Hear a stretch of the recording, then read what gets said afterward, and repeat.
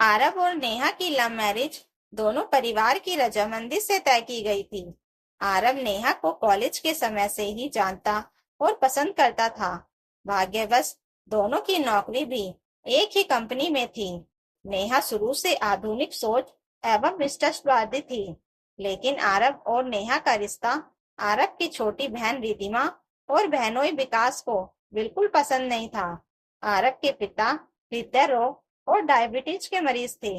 विकास, जो घर के दामाद थे, इस बात का पूरा फायदा उठाते थे।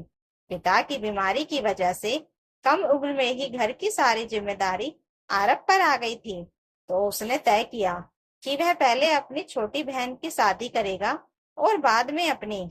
विकास शुरू से इस शादी के खिलाफ थे, क्योंकि वह अपने किसी नजदीकी रिश्तेदार की लड़की से आरव की शादी कराना चाहते थे, ताकि आरव मानसिक रूप से उलझा रहे और विकास घर में अपनी पकड़ मजबूत कर सके। लेकिन आरव के आगे उनकी एक भी नहीं चली, क्योंकि आरव ने साफ साफ लफ्जों में कह दिया था कि वह जब भी शादी करेगा, नेहा से ही करेगा। आरव की माँ कुसुम देवी अपने इकलौते बेटे को खोना नहीं चाहती थी और उसकी नजरों में बुरी माँ नहीं बनना चाहती थी, सो उन्होंने भी विद्रोह नहीं किया और शादी के लिए राजी हो गई। लेकिन इन सब में वह अपनी बेटी रिधिमा और दामाद विकास पर आंख मूंद कर भरोसा करती थी।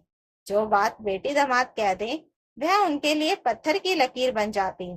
कुसुम देवी उन्हीं की पसंद के अनुसार काम करती थी। विकास को जो पसंद होता वही मान्य होता, और अगर किसी ने कुछ कह दिया तो रोना धोना शुरू हो जाता था।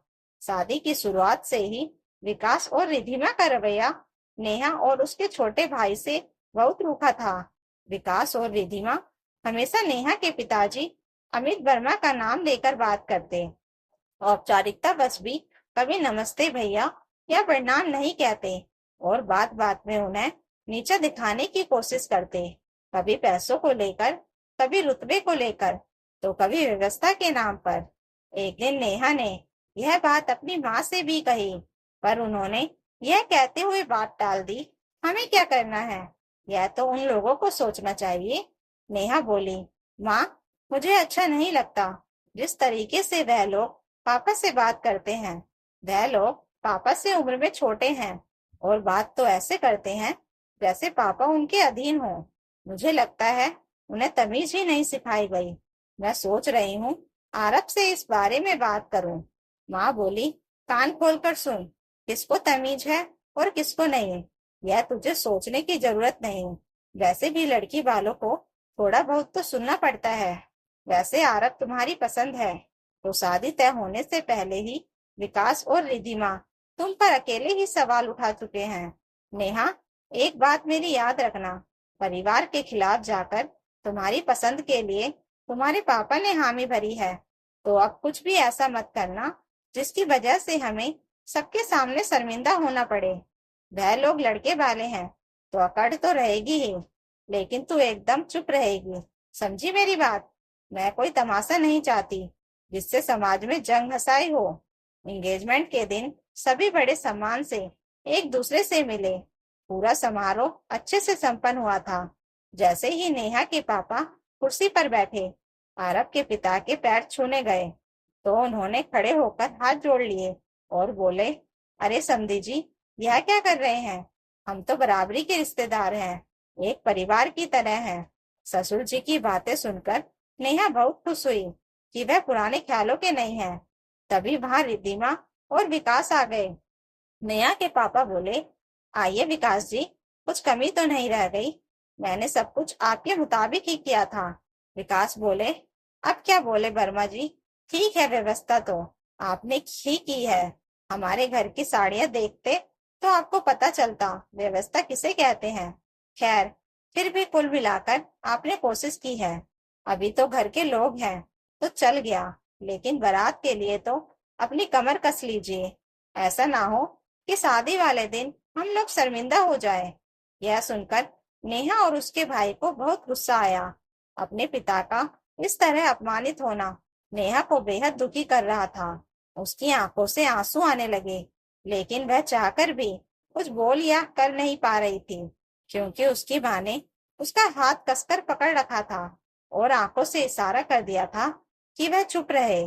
अपने पिता के साथ हुए इस व्यवहार को वह बर्दाश्त नहीं कर पा रही थी। घर आने पर नेहा की माँ ने नेहा और उसके भाई को डांटा। क्या करने जा रहे थे तुम दोनों? नेहा, तुझे तो समझाया था ना मैंने, हर बेटी के बाप को थोड़ा बहुत सुनना ही होता है। और कौन सा समधी जी ने कुछ कहा? रिश्तेदारों की बातों पर ध्यान मत दो, वह तो कुछ भी बोलते हैं। लेकिन नेहा बोली, माँ, आपने देखा नहीं उन्होंने पापा से कैसे बात की? नेहा का भाई बोला, लेकिन माँ ने बीच में रोकते हुए कहा, बस, तुम दोनों आगे से मुंह बंद रखना। शादी के दिन सभी व्यवस्थाओं की तारीफ कर रहे थे कि तभी आरब के परिवार वाले शोर मचाने लगे। यह क्या व्यवस्था है? छोटे बच्चों का स्टॉल लगाया और मेरे बेटे के दूध की व्यवस्था नहीं है? 2 महीने का बच्चा स्टार्टर पर जाकर क्या खाएगा? नेहा के पिता जी ने हाथ जोड़ लिए और बात संभालते हुए कहा, आप चिंता मत कीजिए, मैं अभी करता हूँ। मुझे नहीं पता था कि इतने छोटे बच्चे भी होंगे। जैसे तैसे बात संभाली गई, शादी संपन्न हुई और विदाई का वक्त आया। सभी छोटे बड़े पैर छू रहे थे। तभी विकास जी चिल्लाने लगे, यह सब तमाशा बंद कीजिए और जल्दी कीजिए। और वर्मा जी, आप क्या औरतों की तरह रो रहे हैं? आप कोई अनोखे पिता थोड़ी हैं जो बेटी विदा कर रहे हैं। नेहा के पापा बोले, बस बस विकास जी, अभी सारी रस्में पूरी करवाता हूँ। उतना सुनते ही नेहा ने अपने आंसू पोंछ लिए और उसका सारा ध्यान विकास पर टिक गया। विदाई के समय जब विकास ने नेहा के पापा से हाथ मिलाने की कोशिश की, नेहा का भाई बोल पड़ा, रुकिए जिया जी, आपको पता नहीं, बड़ों से हाथ नहीं मिलाते, उनके पैर छूते हैं। और मेरे पिताजी तो आपके पिता समान हैं। क्या आप अपने पिता के साथ भी ऐसा ही व्यवहार करते हैं? आपने मुझे यही कहा था ना कि जो कर पैर नहीं छूता उसे संस्कार नहीं पता। अब आपके संस्कार कहाँ गए? देख लीजिए वर्मा जी, यही तमीज और संस्कार आपने इनको सिखाया है। विकास कुछ कह पाते इससे पहले ही नेहा के पापा हाथ जोड़कर विकास से माफी मांगने लगे। बच्चा है, गलती से बोल गया, माफ कीजिए, उसकी तरफ से मैं हाथ जोड़ता हूँ। विकास के चेहरे पर नाराजगी और गुस्से के भाव थे, लेकिन सबके बीच में कुछ बोल नहीं पाए और चुपचाप वहां से चले गए। पूरी बारात में नेहा के घर वालों को संस्कारहीन कहा जाने लगा। विदाई हुई। नेहा की माँ को डर था कि अब ससुराल में क्या होगा। वहां सास पहले से ही गुस्से में थी। यह सब जानते हुए भी समाज को दिखाने के लिए सारी रस्में निभाई गई। रात में नेहा अपने कमरे में फोन पर अपने भाई से बात कर रही थी। माँ ने तुझे ज्यादा डांटा तो नहीं? पापा कैसे हैं? तभी नेहा की सास ने आवाज लगाई, नेहा, दीदी जिया जी घर जा रहे हैं, इनके पैर छुओ। ये इसी शहर में रहते हैं तो इनका मान सम्मान करना होगा। और जो तमाशा तुम्हारे भाई ने किया वह भूलना मत। हमारा मन नहीं था, फिर भी तुम्हें ले आए। हम चाहते तो वहीं छोड़ देते, मायके में पड़ी रहती, कोई पूछता भी नहीं। नाक रगड़कर माफी मांगता पूरा मायका, और तुम भी। लेकिन वह तो दामाद जी की दरिया दली थी जो तुमको लेकर आ गए। तुम्हारी माँ ने तमीज और संस्कार नहीं सिखाए, इसलिए मैं अभी से दिखा रही हूँ कि मेरी बेटी दामाद का अपमान मैं बर्दाश्त नहीं करूंगी। अब तुम्हारे मायके वालों से हमारा कोई रिश्ता नहीं, वह हमारे दरवाजे पर कदम भी नहीं रख सकते, समझी? तभी विकास ने व्यंग्य से मुस्कुराते हुए कहा, क्या मम्मी जी, आप भी अभी नई नई है, धीरे धीरे सब सीख जाएगी। नेहा समझ चुकी थी कि उसका चुप रहना इस घर में सही नहीं होगा। उसने जवाब दिया, माँ जी, पहली बात, मेरे भाई ने जो किया बिल्कुल सही किया, क्योंकि संस्कार सबके लिए एक समान होते हैं। और मेरी माँ को आपके घर के संस्कारों का पता नहीं था तो पहले ही लिस्ट दे देते, जैसे दहेज की लिस्ट दी थी। और आप भी अपने दामाद और बेटी को संस्कार सिखा देती कि बड़ों से कैसे बात करते हैं। दूसरी बात, कोई भी अपने से छोटों के पैर नहीं छूता, और ये दोनों मुझसे छोटे हैं, मैं इनके पैर कभी नहीं छूंगी। रही बात सम्मान की, तो मैं उतना ही सम्मान और प्यार दूंगी जितना मुझे आप लोगों से मिलेगा। और आखिरी बात, चाहे वो इस घर के दामाद हो या कोई और, किसी के द्वारा मेरे माता पिता और मायके वालों का अपमान बर्दाश्त नहीं करूंगी।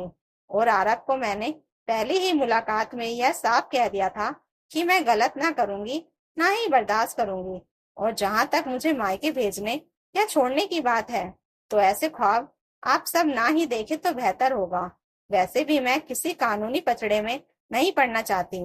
बाकी आप जैसी मर्जी समझें। इतना कहकर नेहा अपने फोन पर बात करती हुई अपने कमरे में चली गई। नेहा की सास, ननद और दामाद सबके चेहरे का रंग उड़ा हुआ था। सब समझ चुके थे कि अब बहू को कमजोर समझने की गलती नहीं कर सकते। और नेहा को आज भी इस घर में संस्कारहीन और तेज बहू कहा जाता है, लेकिन वह जानती है कि उसने अपने माता पिता की इज्जत बचाई। तो दोस्तों, अगर आपको यह कहानी अच्छी लगी हो तो कमेंट करके जरूर बताइएगा, और नई कहानियों के लिए चैनल को सब्सक्राइब जरूर कर लीजिएगा। Thank you for watching.